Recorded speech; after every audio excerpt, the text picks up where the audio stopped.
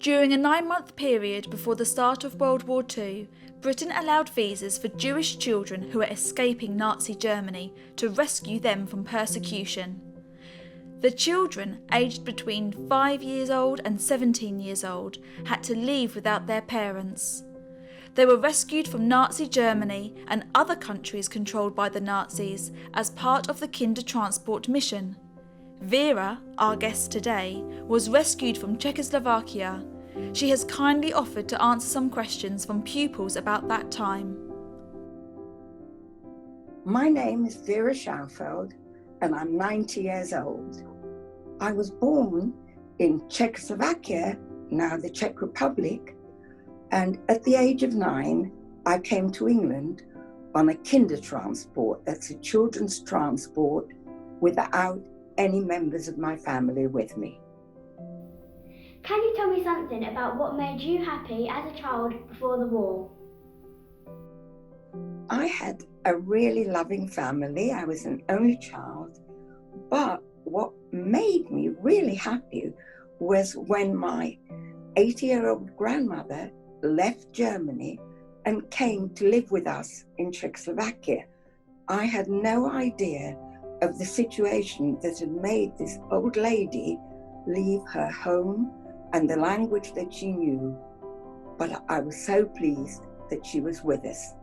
Before you left Czechoslovakia, did your family give you any messages about how to remain hopeful about the future?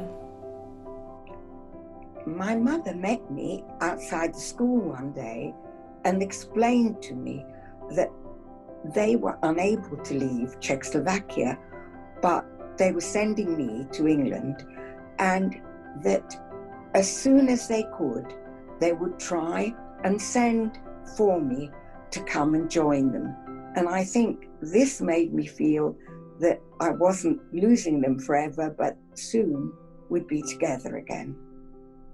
Did you understand at the time what was happening or why your parents were worried?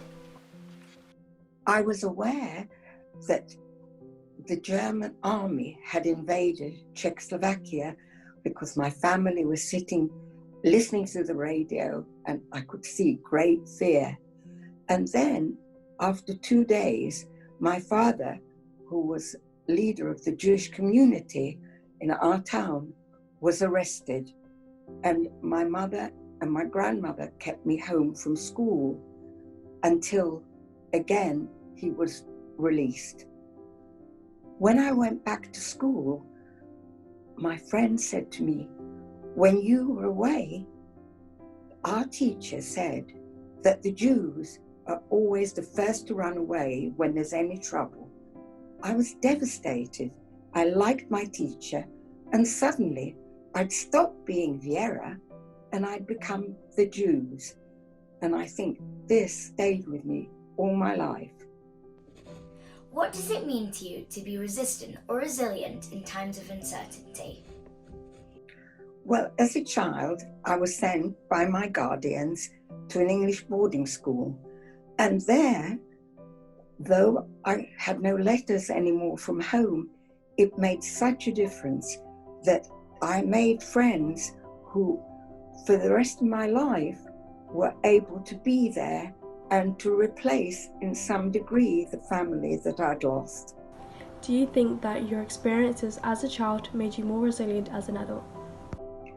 I think that as a child, once my parents' letters stopped and I didn't hear from them for a long time, then I think it was harder. But as I've become an adult now, when I have to self-isolate, I think I've learned to really just to use the situation to develop new skills, find things that I never did before, and to realize that other people are even in a worse situation than I am, and we just all have to get on with it and hope that soon it'll be over and things will be better. What do you normally do day to day when you don't have to talk to people on the internet? Well, usually I was able, thanks to the Holocaust Education Trust, to visit a big variety of schools and organizations and be able to tell them what happened to me and encourage them to cope with whatever they're coping with at that moment. So it's a great privilege and pleasure to be able to speak to you, even though I can't do it in person. Nearly 10,000 children like Vera came to Britain as part of the Kindertransport mission. The memories she has shared today are important in understanding the human stories of the Second World War.